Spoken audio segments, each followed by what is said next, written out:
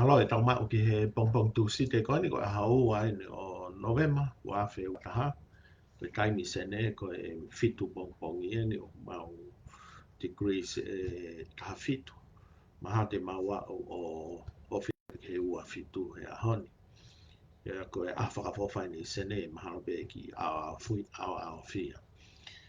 O tau whakamfo ke polokalama koe ni koe hoko atu be tau sio ke he tawha ke he kehe o e koloa mahu'inga koe ni e Fonua o kui koe Otua mo Tonga ko hoku tofi'a. Koe hoko atu be tau tānoa ke he covid-19 ni pa koe ni tāna te fito ke tokoni ko tau ki Fonua o whaangahi kia e nau first case o e covid-19 pe koe Delta. Pea mo e hoko atu be tau tānoa ki he faito'o tapu ai recreation drugs o ku e whihi a lahi ai e tau whanau. Pea o tau whakawhitai ke he ki he mahu e whainga maari e koe ni whakatapa atu ka motolo mea mai. Koe tau kawenga whoke o tua motonga ko hoku tofi'a. Koe whakaamu be whoke mahino ke he Tonga e ne koloa. Pea koe Tonga be te ne malu'i e ne koloa. E koe taimi lahi whukapa e kei ke tau ilo e tau to e tau koloa te tau malamalake e tau tolu ia pa tau o ki tau tolo whakasio ha whahinga mea ke. Ka koe mea koe ke mahino ka tau tolu koe fakatu'utu'u koe ni. Koe whakamoimoi a tupoulaki mo e tau whakakui. Koe Kakai tui o Otua, Kakai ofa aupito. O ka pau te ofa he te mātua pa mahino ka kita. E nau kaluse whai mo ui mo e nau whenga koe o mai e nau ki koloa le rei taha. O tuku mai ma ki tau tolu. Pea nau toki i hoko ate nau whanonga nau tolu he mo ui. O pehe tofu pe ai mea koe nā tupo raki mo e tau whangakui nai whai. Koe nā nau nofo o whakalau loto mo sio holo. Koe koe e koloa mahu'inga taha o e universi. Pea nai mahino aupito peka nau tolu koe ki te aha vei ua. Koe whakawhotunga ia koe o e whakatu'utu'u mahu'inga koe ni te Fonua e Otua mo Tonga koe mea ofa. Koe mea ofa ko ni nai whanau ia i Langi. Pea nai whakasino mai ia i he whakaukau mo e loto atu pōlaki mo e tau whangakui. Koe koloa ia koe te nehanga o whakakoloa koe e whiwhine mo e tangata Tonga. Pea koe mea whaki e nā hoko at whaki tau tānoa. E koe palaparema koe ai whakatu'utu'u koe ni. Oku os mahino he Tonga ko toa ai mahu'inga koe e tau mui koe ki he lotu. Pea mo e anga koe whakatu'utu'u mo e whakakoloa e whamiri. He tau ilo pe koe ngai whamiri o nau tui o tua mui ki he lotu. O whasino mai ai whahinga mo ui o whakalakalaka aupito he whamiri ko ia. Pea ku tuku whakaholo. Pea tau sio pe koe ngai whamiri o ku ikai ke nau tui o tua o ku ai whakaofa aupito. O ku mo vete o ku vai e whamiri. Pea o tau sio ku ikai ke aha fu amanaki le rei ki he kaha o e ngai whamiri ko ia. O ku ai koe tau ke ian he tau life experience mo ka mea koe he tau mo mahino aupito. Kau toi mahino whoki o ku ikai ke whakasino mai ni i he tau mo ui i he Kakai mo ui ai Fonua. O ku hange koe ni o ku iai mea au tau tui ki ai. Mui ki ai Fonua. Pe au sika pa piko ia pe ku tāpuni ia he Fonua. Kai whakasino mai ata ia au tau lawe au pito masiva au pito Fonua. He koe ata koe u tau sio kia ukai koe ata ia koe ni. O hoko koe he loto whare o e Fonua. Koe ata au tau sio kia koe hange koe ku hawa se e tāne ia. O take over, o take charge. I he whakatutu whakaotua koe ni. Ke whakasino maa se e tāne. O whaunga ai whakahoko i mea koe. Tau ilo le reipe, mea ke whai, paka taim kou whakahoko mai ai. O ku asi mai ako mea, tau sada that's not what we wanted to happen. Tau ilo le reipe na e kai la paula. Ai palapane ma koe o whehangai mo i ano loto mo ni whakaukau. ilo le rei e mea o to tonu ke whai. Pea koe ni hao kwa anai o whai koe ne ngā ue, o whakasino whakase e tāne mai. Koe haa no hinga o tau kano kano o api he. Ai koe tau palapanema, o koe ka palapanema fo o, koe mea pena e hoko he koe hinga koe Natula ia o e taha ko toa. O kuia e tau whahinga Natula. O ne piko i e ia o tau whalalo au loto. Ia koe mea ne o totonu ke whai tau toi au pito ke mea tu paulak mai whanga kui mo mātu au nā whakamai tato. Maka mga tau whakahako a tatolo ko whakalanu mai nia ko se tane nia mari mai. Ene kata hano he kasi ki tau tolu. Whakamasiwa ki tau tolu. Lo tonga koe tau viso ne mo tau parani o kehe ia. Kehe ia nai teu i mai ho tau wharea tato koe mea kehe. Whakasino mai mea kehe. Koe mea ko whelave ki ai koe tahai ni ai palapane malahi. Mahalo ka wene mea koe whai hala. Koe mea koe kui he kau pala ni koe bright. Pa mahalo ka ui whakatonga maha koe ofi koe pore. Koe pore. Pea whakalea e he taimenihi. Hano anaki e whanau, pa mofisi e whanau, pe mai mātou fia eiki, tuku fia eiki. Mo e pa whakasino mai a koe fia lahi, o te si o kita, o kita be o mahu'inga. Ai ba koe o ku kawia he mea o ku fakatu'utamaki aupito kati ki tau tolu. He koe mea ia o ku kawia he mea lahi aupito me piko i ki tau tolu. Hange ko lawe ki ai. Ko whakaukau te koe mea ke i o ko māua i loto api. Teu i hoku loto mo e whakaukau ko ia sisu mōni. Hopo mai pēr ki tua. Wia mea ia hoko hange switchi, hange foi switchi uhila. Koe nia ko liri wa wia. Ko ngalo i au e ku lesoni. Ko hoko mai ai o mia o whakahoko a lesoni kehe. Pa koe o la ia ku o masiva e Fonua, ku pele e Fonua, ku tau lau, tau ke. Koe konga lahi mea koe ia koe hinga o piai ki paloparema ia ki tau tō.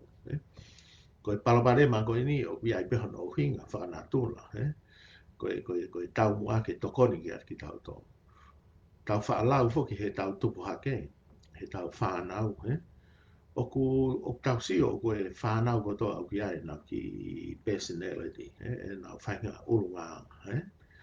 Pea o nau o kapau te ohi le rei ki nau tolu, o ki ai e mea koe ni koe pore, o koe Natula i e whanau, I am good at this. Pa koe tau Natula e mātua, koe tau whaka ai, ai mea ko Natula ko sai, pa Natula ko vi o tau discourage ia pe kai ke tau whaka ai ia. Ai koe ngahi mea ia koe o une whakatupe ia whainga au koe. I am the best. I am better than my brother or sister. Ko sayangnya he whanau e kau ngā api. Pau tau he, go for it. Tau si o he sipoti, tau si o he mea koe. Ai koe ngahi whakaukau koe ne pore mo e hu e mai. Koe whahinga i misi o tau wohe tau toi loto api. Ka koe mea whoke o tonu whoke ngalo he mātua ke talangi whanau. You are special. O ke tōto atu koe. Ka koe uhinga o ke special ai. Kono hinga o koe toko taha ofa ia koe. O kui loto ia koe. Koe hinga koe toko taha koe o kui ai hao no hinga ko sisu. Koe Otua ia. Ko Sihova ia. Koe uhinga ia o ke special ai. Pau tau si o rewa ka pau e ohi whakataha e pore. Moi loto lahi moi pehe he whanau te a special. O special o ia koe hi koe ukiai ai nisi whakaotua o teu mai loto. O tau si o rewa e tupu hake pe whanau ia. O mahino ka nau tō. Ai uhinga koe ko nau tōlu koe i nisi whakaotua. Na koe i nisi whakaotua, ko hai koa responsible to make me special. Ko hi ko tare niti. Koe ngai tare niti ko ia moi mea, koe Otua e une whao ia ki tau tō. Ha poto hata, engineer hata, toketa hata, whai ako e taha. And you are good at it. Ko hinga koe anga ia koe Natula ho whakaukau. Ko hai koa na ne whakatu'utu'u ia, koe Otua. Aia ko ia o ki ai ko pore ko mea le rei aupito he whanau ka tau whahanga tato miss out ai mea ai ko iwa special o ke tō atu o ku koko e pe iwa unique in the universe ko hono i ngā kuia toko tahana ni ngahi toko taha ku ofangi ako pau tau si o rewa hono ohi pehe e mahino ke whanau e ngahi uhinga koe ni o ne to o rewa ai pore koe ke tuku hi whata e te fie lahi koe ke moloki hi whata ko i ngā u te ilo ki tai hui ua ko i ngahi uhinga kātou ke mea koe ni ko hinga he kuia haku i nisi o kuia e Otua ia ko tangotu ai une o mai iwi mo i hāfua ki ate au ke uwhai pau tau si o rewa ko hinga he tau miss out he whakamahino koe ke whanau e mea koe tupu hake me whanau ia o kai ke explain ngana tolu ai mea uhinga bright mo i mea koe ia o tau si o rewa ko anga koe whakapau I am special I am better than my neighbor and who o tau si o rewa ko whahinga whakapo uri au pito ko hono hinga he ku o ka pai kai ke whakamatala e hono hinga ku te kamata rewa ke te tafoki ki tai moto true identity he te tafoki koe moto o si tua ke te true identity na tau whaatanoa ki ku hao rewa e whakapo uri a koto loto whakapo uri ke te whakaukau koe kai koe ke kau koe lau maari i hoto loto mo e te whakaukau koe mea kou te ngoi I feel something is missing I'm not happy pa koe haa koe te mea kou whai koe motivation I have to look for something that make me happy pia koe mea koe to make me happy man tui koe lau maari au i loto koe mea ia koe ka pana e whakamatala i whalerei koe mea ia koe happy ai toko taha koe kai ke te aha mea ia ki ia ke happy aha taha koe lau maari e pe ka koe uhi o kai ke whamatala pe he rewa he whanau ia koe ku happiness o kai ke loto ia te au koe motivation i koe koloa koe competitive nature te upau ke piti au e ku hoku friend koe mea re rei pe ia ka koe ne alu koe o fu kovi a pito o tau si o rewa ki tau tolu ku hau rewa e whahinga o nganga koe ia fakamaama hei ai nofo whaamiri o te whihia ko ngahi motivation ko ni ko hi ko te tafoki ko me mama o te pehe ki tai ko fonga e to make me happy ko me ai tu ka pau ko pa anga o te manako ki ai pehe is going to make you happy pa ko me be tau si ai ko to la hi ko kolo pa tau si be ko ka millionaire ko ai te millionaire tu fi o kuna whakatau e waka, whakatau e api, waka puna, mo hawhua. Pe au se ange u kai ke nau ilo e nau tō happiness, te commit suicide, overdose e whahinga, o koe mea, koe whahinga nihi, ku kumi, whetongi e maari, koe ngā, te looking for happiness, te think o tau pehe, tau tolu i tua, whahinga nihi, koe struggle he power, ka pau te control ai kolo mo Fonua it give me happiness ka tau au pe ki ai tau sio ka pau kai ke kau e Otua ai ko sio ki ta pe ko ke mo lave mo ha fu au ai ko ia ko mea ko ni ko pore mo pride mo ai mea pe he o kau ia he palo pane malahi ko ni ne whakasino mai ko tau ilo re pe ki tau tolu ka ko uhi o kai ki tau make a connection ko te hau ka pau te poto te tareni te ia ka hui ai e uhinga ko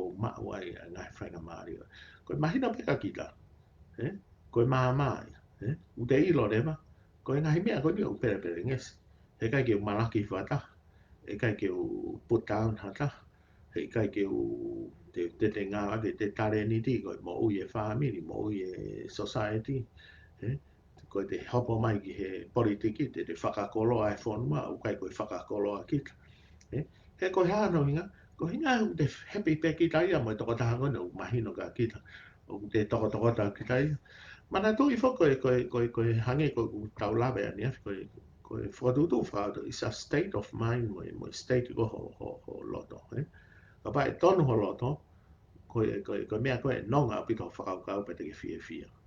Teke koloa ia. Teke complete pe koe.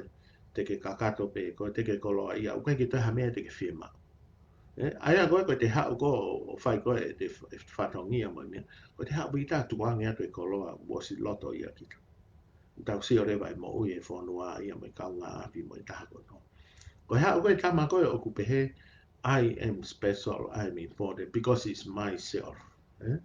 O tau si o lewa koe te tau si tua koe me whakapori, koe motivation ia e whakairiwhia apita ne si o ki tā.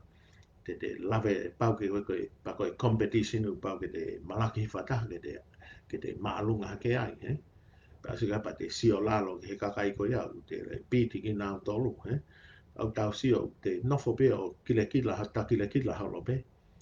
Ki hatahana take over ia kita. Pa te si o koe i o koe kakai ko ngai tare ni tia te wakahi ki nāu tolu. Fakatu'utu mai pe kakai o ku kai ke fu tare ni ti ko i ke control ki nāu tolu. Ku i kai koe mea nai whai koe akinismo i patoa. Koe mea ia koe o tau si o he whahinga fakatu'utu fakamaama ni koe ni. Koe o mi ia koe hi koe motivation, koe take over, I am important. Pea pau ke nau whetongi haa tui. Koe mea ia akirisi koe haa tui fo o ia. Kari ake a tupou laki mono hako nai whiri he lau maari. Pa koe tangata toa nai qualification ia ke mea koe ia. Pea nai uhinga ne qualification ki ai. Koe ia nai hano loto mo ne whakaukau nai whakasi ofi he lau maari. Kai o me kakai kai haa koe. Koe nau qualification ni, koe motivation, koe sio kita, koe tae off. Koe whenga ke tuku hifo ai whakatu'utu Fonua. Koe hiko nau lerei pe. Pau tau sio koe palapare maa ia. Koe hae mea o ku pehe aho tau loto whare. O tau sio, o tau ilo lerei pe tau he Tonga ia mea o tau tonga ki hoko. Koe taim kou tau whakahoko e ki tau toru o ku kano ua e mea koe ia. Koe hinga, koe konga lahi ia e anga koe e taha e tau sio mai ki he tau palapare maa. Pakono mo ni foka ngahi mea ko ni o mahu'inga aupito. Ko pau ke tau langa ki olonga, ko pau ke laka atu e whamiri, ko alu e taimi, ko taimi, ko tau tori, ko tau peta tori au eva mai ki he maamani koe ni. O ko mai fwoi tau whakautua e tau whitnoa, ke tau ngāwe i, pa tau Vahevahe o kulerei ange society, ai Fonua. O tau sio, he kai ke lava i hei whahinga whakaukau, pore koe, ko te pore ko hinga ko au. E lava pea i he pore ko hinga ko tu'u au ia i he matawai whakaotua mai ui ko Otua ma Tonga ko tofi'a. O tau si o rewa ko e te pore o whakafotu'utu ia ki he lerei e kaunga api, lerei e Fonua, lerei e taha kotoa pe he tapa kotoa a Tonga, o tatau pe ka kita. Koe hāno inga. Te ilo kita, koe matawai koe kui loto ia kita. Koe matawai be o tango tu mai niua. O tango tu mai haapai, babao. O talanoa ni he motu e niua, tatau be moau. I nuka alofa pe ko niu toua. O tau si o koe tau, koe whakaamia koe ai fakatu'utu mahu'inga koe ne Fonua. Koe Otua mo Tonga ko hoku tofi'a. Nai mahino apita ka tupou laki. Koe inu koe Tonga he matawai koe ni. Ko hape tapa ui ai. Os mau, os nonga e Fonua ia. Ko hinga ko Tonga mo whiwhine ko toa e hopo mau whaiwhatongia. Koloa ia e Fonua. Pa te tau toko pe tau toru ia. Whakalalao loto pehe ofa e Otua. Ko hinga ko Kakai nau whai nau toi ngā. He kai ke nau kai ha. He kai ke nau whakalahi pāhenga. Pa kai ke nau overtime. I he funga e Fonua au masiva. Koe hao hinga au tau pehea e Fonua. Ko he ngā behu tau o si tua ki tau tolu me he whakatutu mahu'inga koe ni. O kui koe ni koe Otua mo Tonga ko hoku hange ko ulawe ki ai. Koe mea whakea se tane u nofo whakasi o si o whanki Fonua ko nau pehe koe Fonua whaka Otua. Mea ea nai hoko ki Israeli. Pau tau si o ngai whakaku lahi apita e nau tō pela toi tū haka taftafi. Si o hake i o koe ni malo e ki koe ku mau manatu e mau le soni. Pea koe palapatai ma tatau pe mo ki Fonua koe ni. Ko inga nai mahino ia ka se tane. o wifo ia no nofo no la masi ki tau tonu. Ke age nau humu. Pau tau si o whai pehe roto whare o Fonua. Hoko whakasino mahe siasi, kau take Fonua.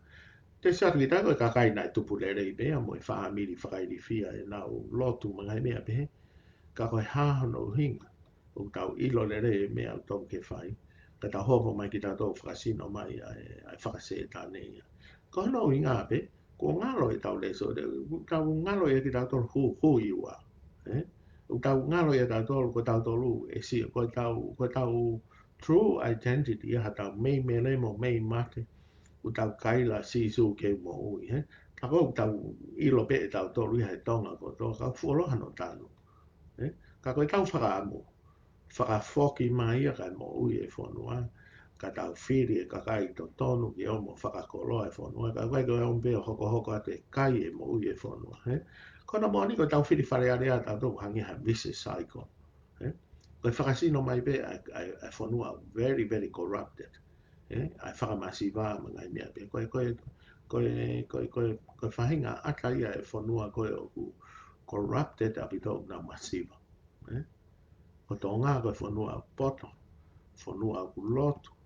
Koe Friendly Islands. O koe hao tau heritage. Wai tau fu historia whakairi fia aupito. Koe nia koe hae tau mea tau toro whai. O hangi ko tau whakaauha e tau historia. Koe nia koe Kingdom of Drugs. Koe Kingdom of Kore Kore. O koe ki toi hea mea ia he kui tau koe Kingdom. Ka koe Kingdom o e Kakai poto, Kakai lotu, koe Kakai ofa. O ka toi mea pe i mui e ki tau to. Koe tau whakaamu ke tau whokpeki ai. Koe konga whoketaha e tau polokalama, koe tau lawe whoki he tau covid-19. Koe mea lahi whoki au koko he tainimi, koe tau whanau atu hoko e first case o e covid-19. Pea ai koe teo tā ia na e aro atu koe he pakapuna ane he haro he bukosi. Pea na heka atua e toka taha positivi. Pea tau ilo pe koe whakaamu ia nau fully vaccinated for i wangeau taha nima koe na heka koe he pakapuna. Pea tau whakaamu o koe uhi koe nau fully vaccinated.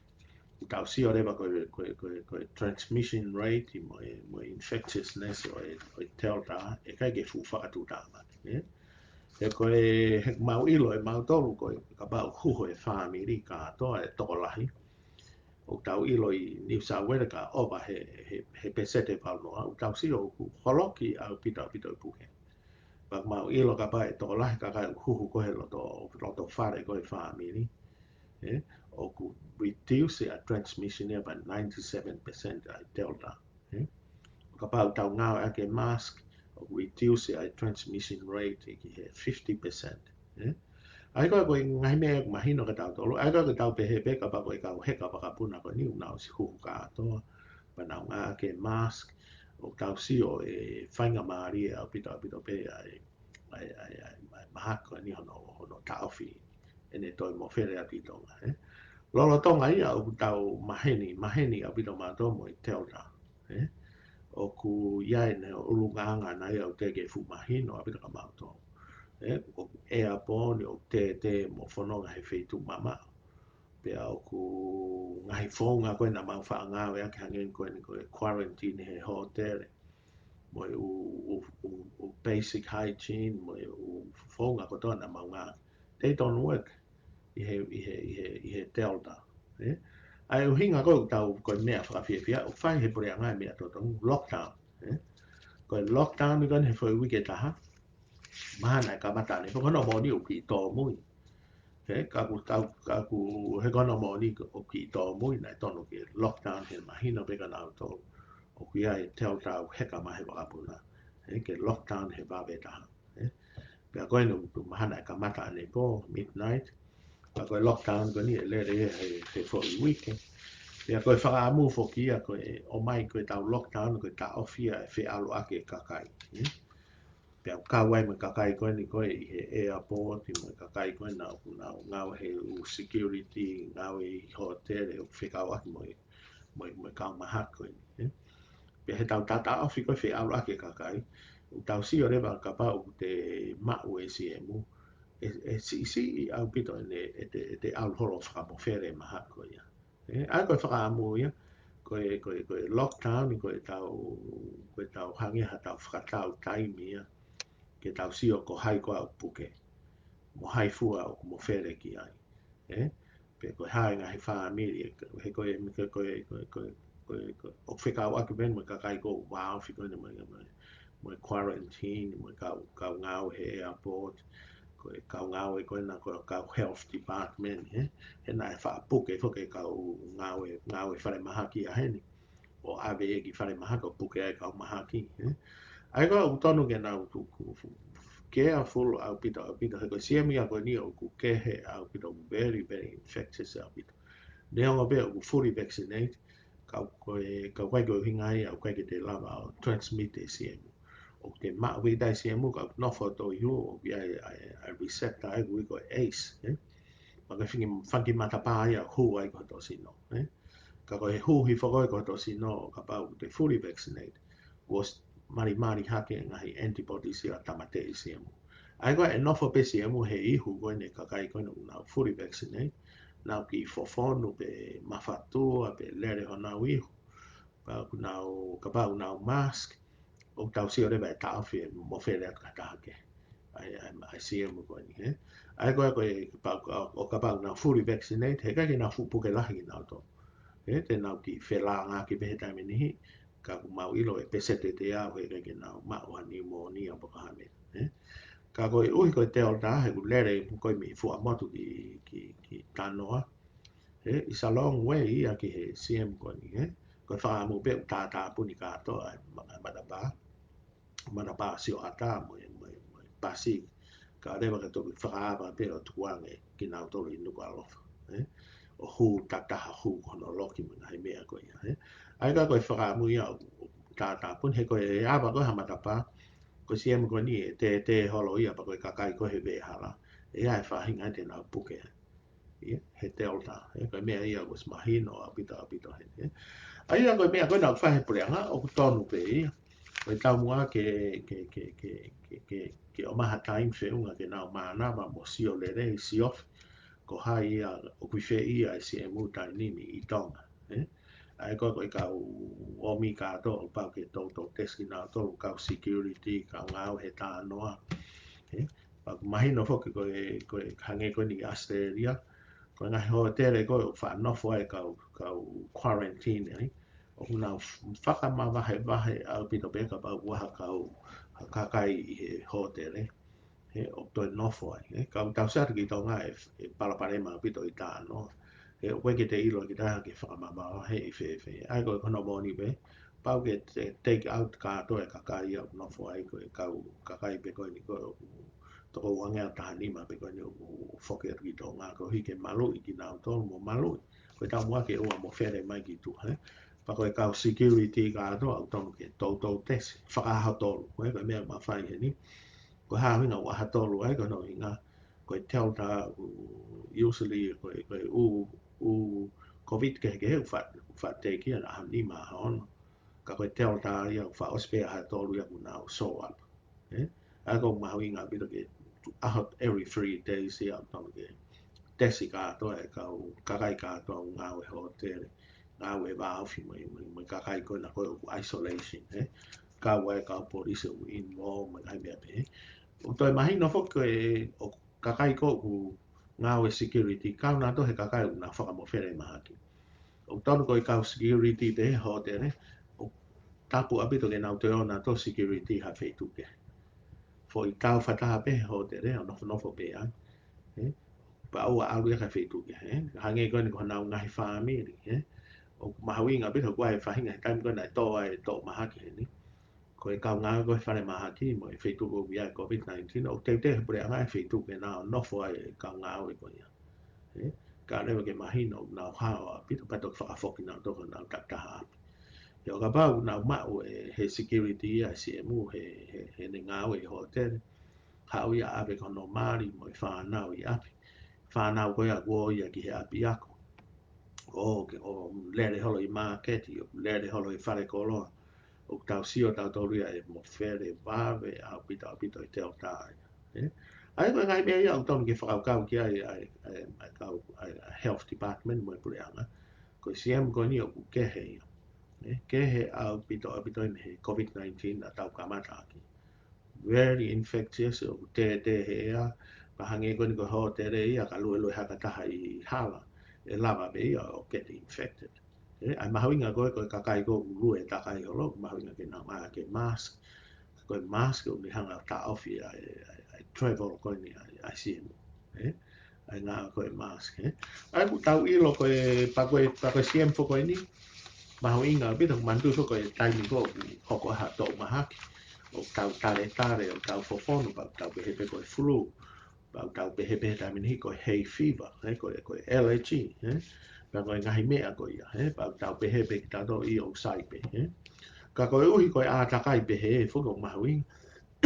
Ki he kakai fo ke nau ilo. Taro whita ke kakai ko whea o koe ni moi kau isolation ko ne po hataha pe fo ke tonga tapo I tau ilo pe. Koe mofi, koe tare, koe Vahevahe ia. Moi more koe nanamu, koe mea na mausio I sene, koe main symptom, koe four main symptoms ia koe mea. Pato ki hoko hakia I sore throat, po koe mamahi e wholowhāwai, koe langa ulu, langa sino, langa hui, koe whakalere, pea moe taimeni o kukula hato mata, moe kula hato nima, mo hato vai, koe ngahi secondary symptoms ia o koe ke fu common hange koe mofi tale, Vahevahe ia moe more nanamu, Pea koe oku kovi aupito o ka pau no mana wa o ka pau langa fata. Mana tui foko siem koe ni ai covid-19 ai delta. Koe ne hu mai koe hato I hu o kui ai whanki matapa ui koe ace. O hu koe hato I hu o aluia koe to. Pea oku nau trigger e nau toro immune system. Hato immune system o liu ia. O hoko ia koe ke a whaangia. Ke ne hanga mau I hoto sino. Pea koe ne alu koe ke hoto maama, tufu koe hoto ihu, o ku alu hong hanga tonu pe hoto maama. O ka pau o kai kia, o ku aluhifo ia koe ki hoto ihu, o te haka hoto ihu, aluhifo koe hoto maama, o te kia ki aha antibodies ko hinga o te ke huhu kita. O ku aluhifo ia tangutu hoto maama, o fakatupe a whaangia koe hoto maama. Pea Fonua I hoto maama kita. I hene Fonua I koe au koe ngoi lewa o langa ho whatawhata no noho maanama. O kui kai koe whailonga lere ia. Whailonga teke lavea pe teke mate koe me COVID-19. Pea koe uhinga ia koe teke ngoi koe full-time koe mea mahu'inga o Fiema'u koe time koe ia. Koe oxygen. Koe mea tau sio ai koe TV koe mea mau sio tonu hen. Ai whakatau mānawa koe Kakai he full-tamaki. O te full-tamaki ki tai au kui he loto ata ape. I he Fonua I ko hoto maa te full-tamaki. O toi mofele atu ia ko hoto mafu. Lavea laha to mafu. Mofele atu ko hoto kofu ko hoto ati. Ai ko pe aku Vahevahe aupito ne mofele ne fakatupu e blood clots. Fakatupu e stroke. Ai mahako ni. Tau te whito he Kakai ko owa he tau whitnoa. Pea ka wai me Kakai ko ne o ku iahanau mahake he koe toto maalunga ko e suka ko e mahaki mafu. Pa te koe tau whakauka sleep apnea. Koe me kātoa pe 50% e adult population I a Tonga. Te nau uesia lahi aupito he mahako ni. Aia ko ia ko no faito'o. O ku mau ia heni. Ka wai ke ilo ko Tonga limited he mafa aupito. Ko oxygen ko mea mahu'inga aupito. Ka pau kamata noho maanama.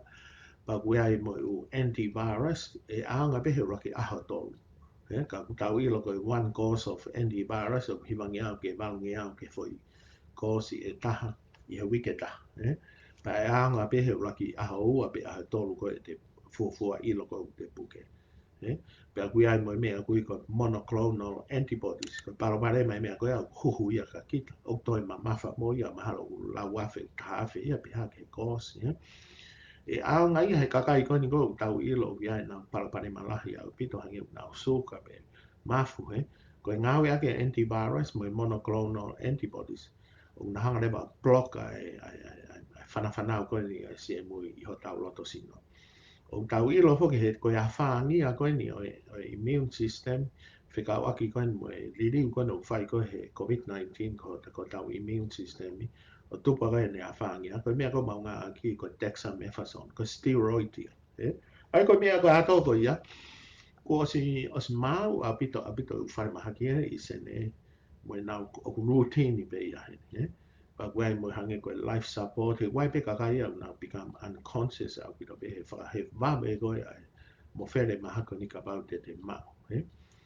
Koe mea koe ke mahino ka tau tolu, hahuinga ke tau taria ke te puke, ke mau e se mo, pia ke puke. Tau sio koe puke I Tonga, kai kia hau whainga maari e koe ia. Ka pae mau koe covid-19 pa ke puke, tau pehe pe koe ko alko koe tari mate. Koe reality ia ke mahako I Tonga. Ha mea ke taria ke puke, lo tonga au pia I fu faito o whaka aupito tari mai I Tonga. Koe vaccination ia. Aina koe whenga koe pure anga ke huhu whakamahu ahu pe toko lahi. Na wai ka whanki siasi au na malanga. E ririu ho DNA pa ririu koe na koe number 666. O tau sio koe kakai whakapo'uri tā mate. Kakai whakarieri aina unami. Ke whenga ke lavea lahi apito whamiri tonga. Ka unau heka mai koe kau whai whikau. Koe whanki siasi. Pa koe kakai whako ia, nā maha koe whahinga nā mai mei mōri. Pa wai whahinga koe nau tolu ia, nau tū maari e beki nau tolu. O wia nau life insurance, pa ka pate nau puke e whaka toko ni ate whamiri, mga he mea pehe.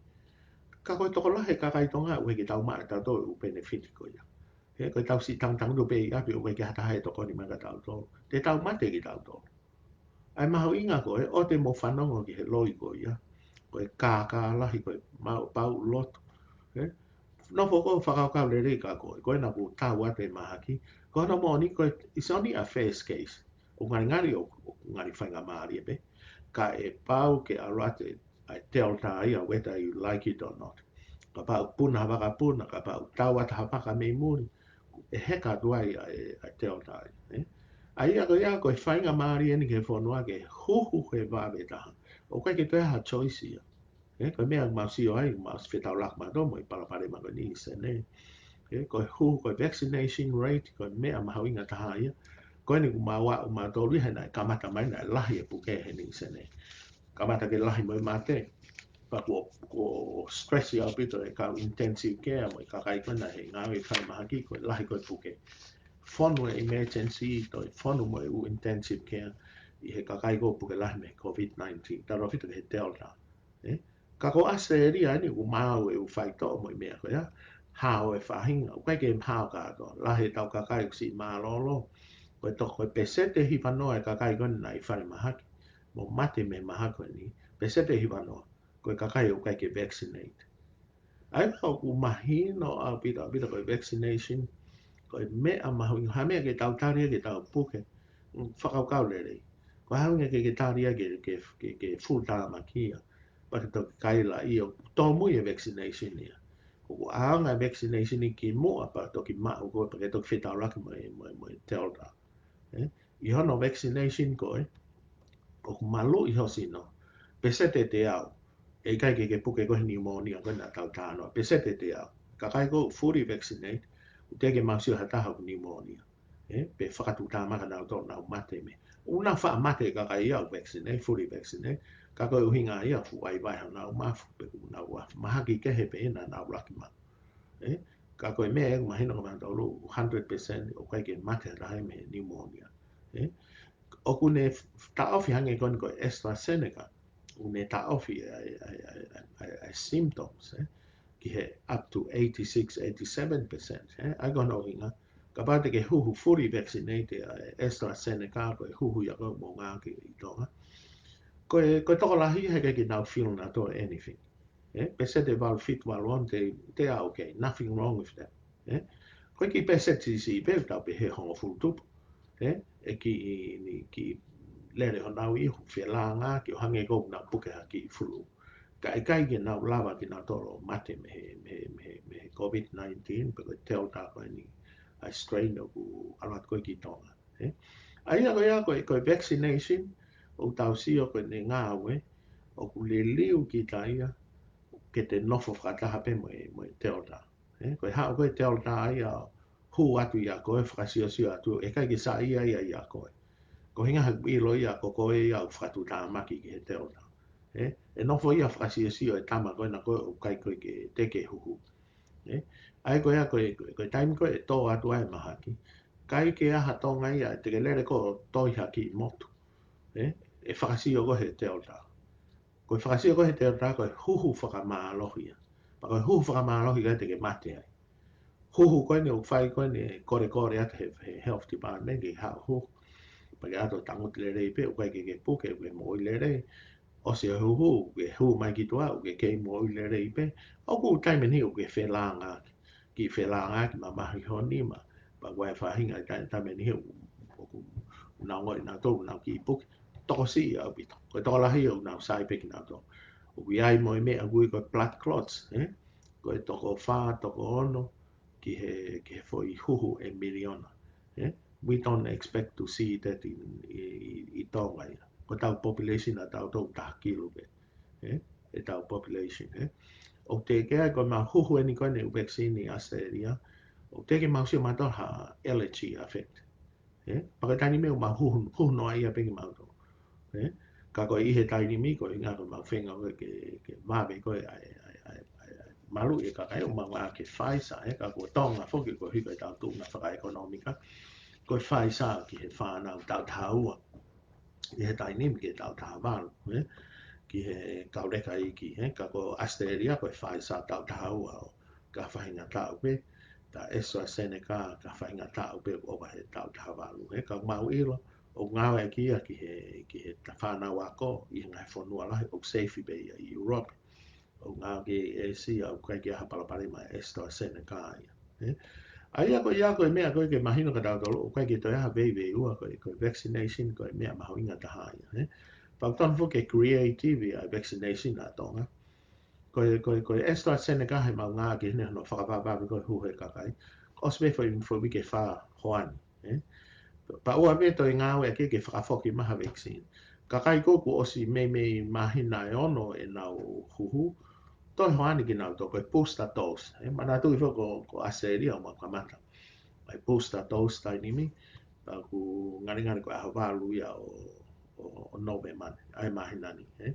Ai koe booster dose ke kakai koe nau last second dose o mahina e ono. Kai lava pe ia mahina tolu, mahina ono. Ai koe whakaukau koe pure anga o kia e ngahi vaccine o may expire. Ngāwe a kia koe booster dose ke kakai koe double dose. He ku tau ilo koe osi koe mahina ano kamata ke low antibodies. Ke nau creative. Ai koe kakai koe toa koe si huhu he AstraZeneca. Kakai pe koe si a mahina taha. Hui mai ki nau to ke nau booster ki nau to. Ke nau second dose. Pa kakai koe si mahina e ono me he second dose. Ka pau kia ha AstraZeneca o ku me expire. Ngāwe ake i nau tori ke third dose. Ke toi mālo yang e nau immunity. Ai koe a pa osika e pa koe hangi kone koe Pfizer. Koe whongai a taha koe mau koe Pfizer. Foi huhu pe taha ia. O mai ula koe single dose o Pfizer. E ko he mawe a bita e ngāwe koe ke he immune system. O ne malu'i ia e kakai koe ia. Or up to 60%, 30 to 60% hono malu'i they get infected with COVID-19.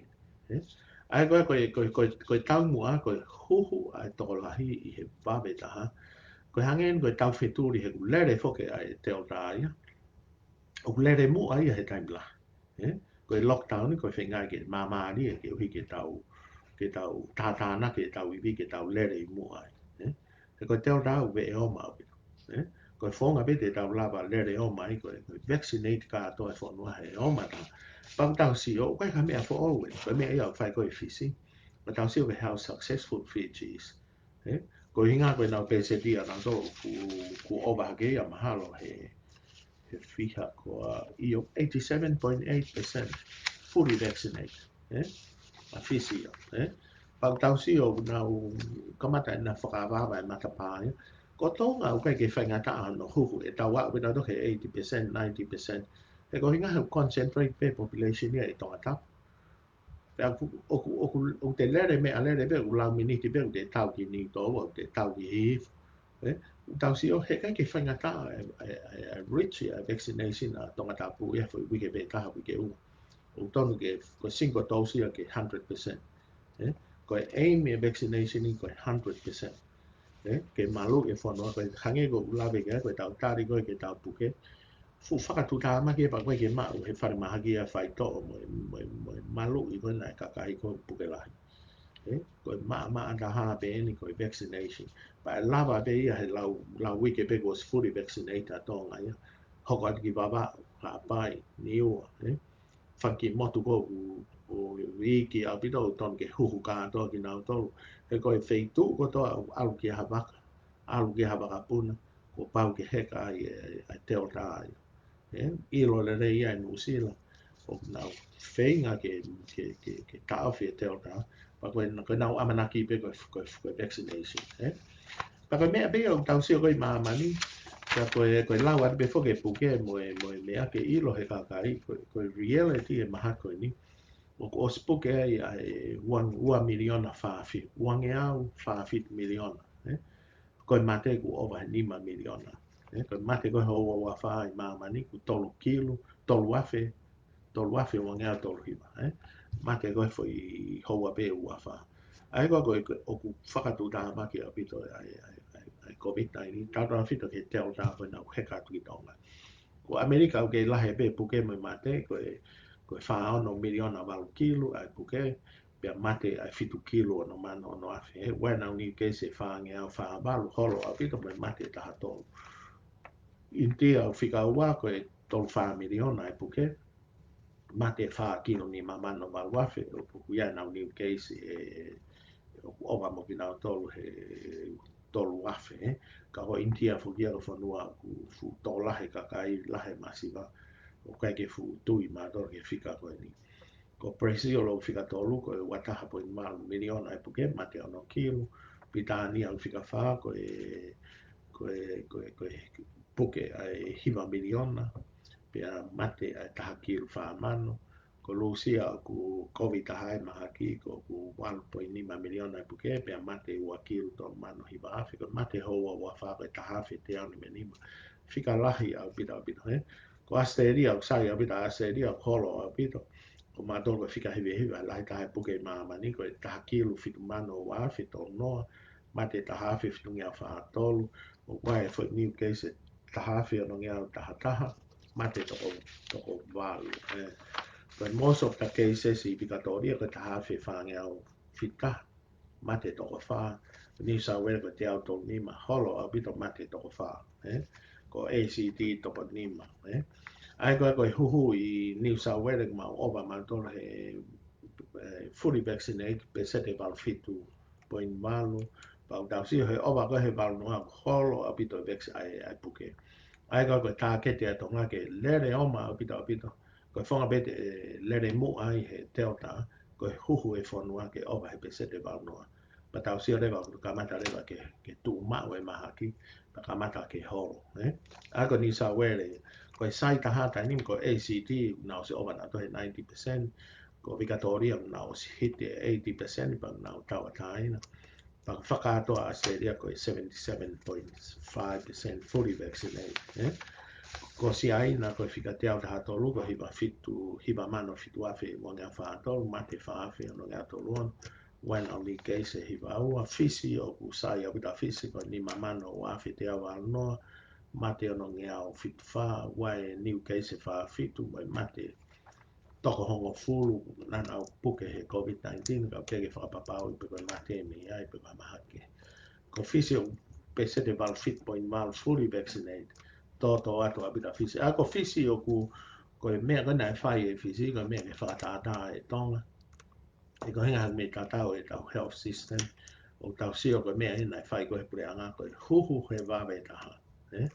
ko tui la he kai ke ko ka fu me fa ngata ai ke mahino ke ka he pore anga mo health department ko ha pe feitu alu e mobile clinic i lere ki ai feitu ko ta pe ko tamu ke whakawhai ngofua i ke Kakai ke nau hu e koe Kakai au ke nau lava mai ki nuku alofa lere ki ai me lere tai marketi tangutu ai ko kolo he tu ki veni oku lahi abita o kai ko o piki whare mahaki ko whakaamu ko huhu he wāpeta ke over he 80% ko mea mausi o holoke ai koe puke pa ko fisi na si whakaha mai hono whonga pa tau ilo bola le rei au pita kovi au pita i Papua New Guinea lahe puke lahe mate ka koe ki tau ilo to fika mo ni no sila o sai bia no sila ka na o skiva ape ki na to e tau whangatua koe mo e te olta e u alpeta i mia mo lere ki o lunga e fika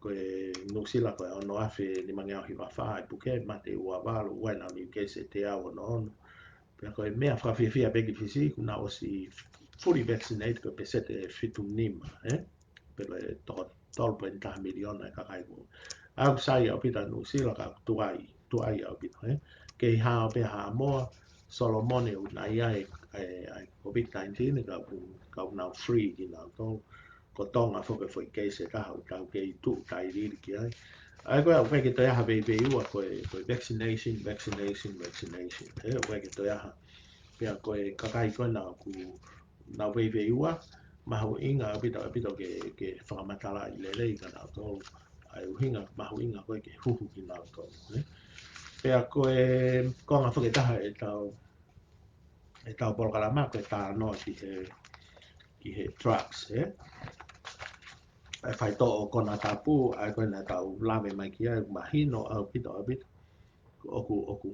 oku manako aupito ngā ue aki ko he whanau e u party drugs paka ngai whai to fakatu'utamaki na auto o hange pe ia ko cocaine ko amphetamine ko alcohol kawai tabaka ko LSD ko ketamine ngai mea pe ko hinga ko mana ko ai liriu i loto wai ngai liriu e kemikare ko taulu o tuange mai ngai kemikare o tau wongo e fa na wibi na fia they are the top of the world pa ko tupunga ia na toto foki ki he ngau ya ke ngai fai to tapu ko ka ko palo pare ma foki ko na toto foki mai ko ia mau ai na wata mai pe mori ai na unga pe na ko tokolahi o ki na to o ku na labe alahi o bida for the rest of their life mori au bida na ka ha i kai ke ngata ai o ku palo pare ma family e na kai ha palo pare ma kau ngā biko e whakake ko e kai ha palo pare ma toi pāhia e tau wheturi ma kau polisi e Kakai ko toi pāhia mo whare mahaki ko i ngahe e tēnā atu nau unconscious but nau psychotic but nau palapare ma whakaata mai au tau si o tau lawe a lahi a pito e society o kui ai ki toko si o nau benefit Kakai fakatu'utamaki a pito e society pia koe Kakai ko ia o malu'i o nau malu'i ai o network ko ni wai Kakai maalunga o mahu'inga pito ke mahino ke Fonua o wai nau whahinga network mai nau mai Kakai o nau control he maalunga ke malu'i e o network ko ni pa hoko ia i he Fonua ko toa o hoko ia i Tonga ai mahu'inga koe ke tau whakasiofi ko Tonga ki Fonua sisi tau ilo le rei pe mantuwha ko drugs ko ni o mau ia he whanau mau ia manau best friend o nau friend ko whetu ia kamata i koe nau ahi koe drugs ko nau fia ilo pa nau whanongo ai koe nau whi ahi pe ki nau tō ko pesete ono walu mahalo ai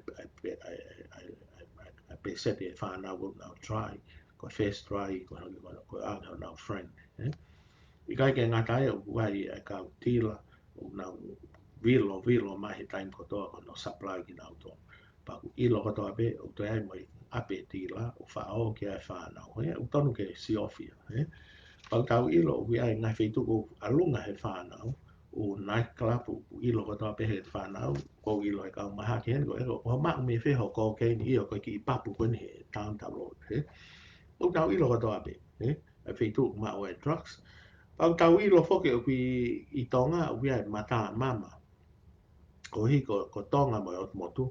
Ko ngā whaitu ia whaitu ko atu ko hangi ha warehouse ia ke trucks ko no ha me Colombia mo South America.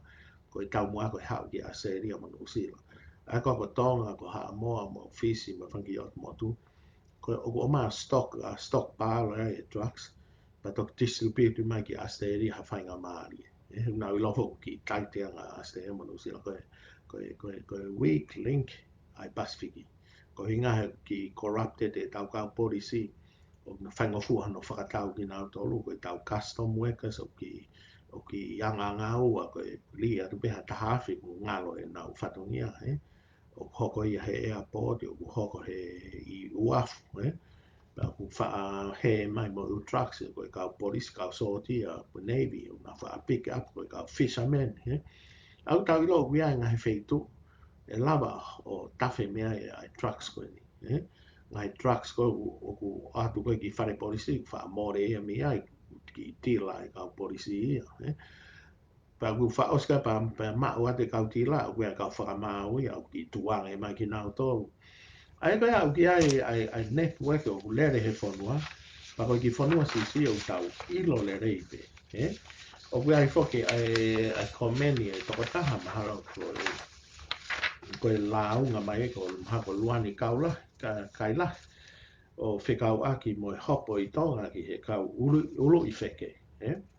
Kono mo ni koe la e Fonua o maalunga ia i hataha kotoa o tonu ke fuse e lao ke tatau ki he taha kotoa. Pa mahu'inga aupito koe tau ai koe ke whalamlano e lao e lavea lahi aupito e Fonua pa tau lavea kātoa aupito.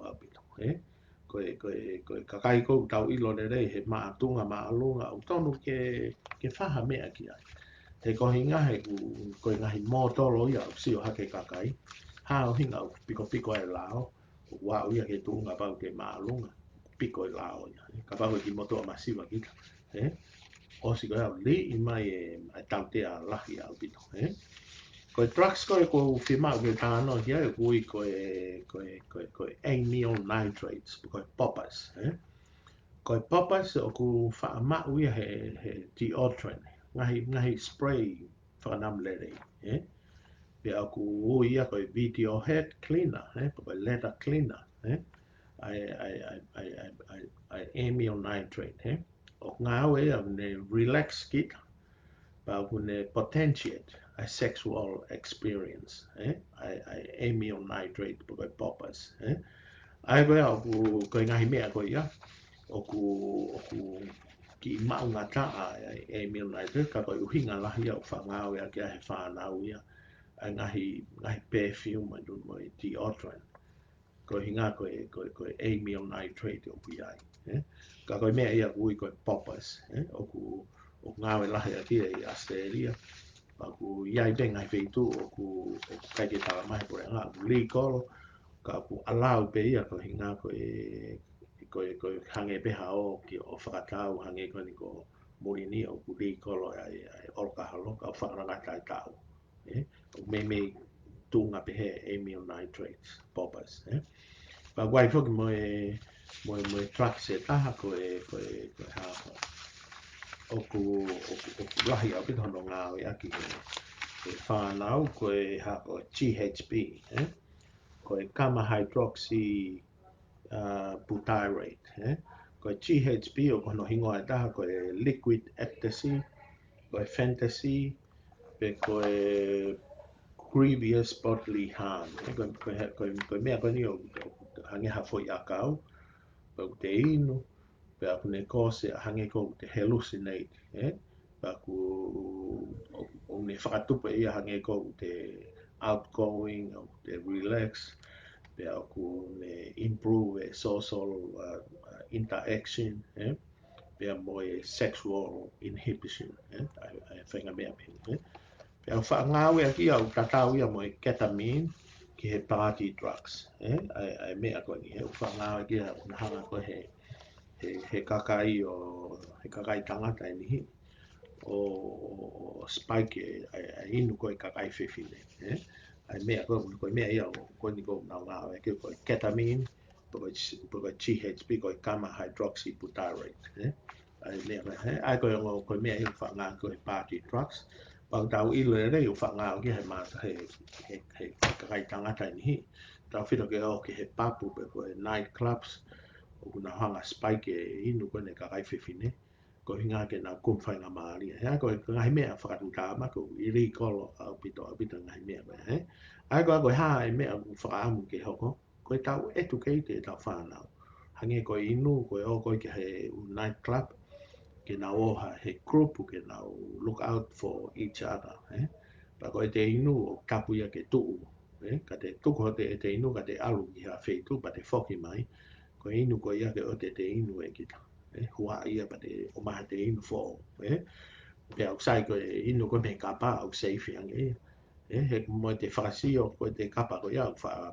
ala mai pe ta mai o drop ki ha fo ia ka o tau si o hoko a fakatu'utamaki pa te whanau whiwhine ai ko ia ko ka ha ko no fonga no tauhi ke ilo he mātua e nau whanau faitu'u'una wo ki ai mo e feitu mo hai o nau associate ke whakatata ke nau talanoa ka mea be na whaam ke talanoa ki ai o nau wari ki ai ke ngau e ke he mātua ke nau ba awhi mo nau whanau e koe whonga be te nau ilo ai palapalema pa nau whenga ke ta awhi palapalema koe ni pau tau ilo oku kono te kolo e palapalema koe ni koe whole community ko pau ke ngau e whakataha ai Fonua ai a kau take Fonua ai kau polisi koe lotu koe siasi koe ngai whaamiri koe kolo ko pau ke tau pikinima whakataha o ta awhi ai mea fakatu'utamaki koe ni la vea lahe e tau whanau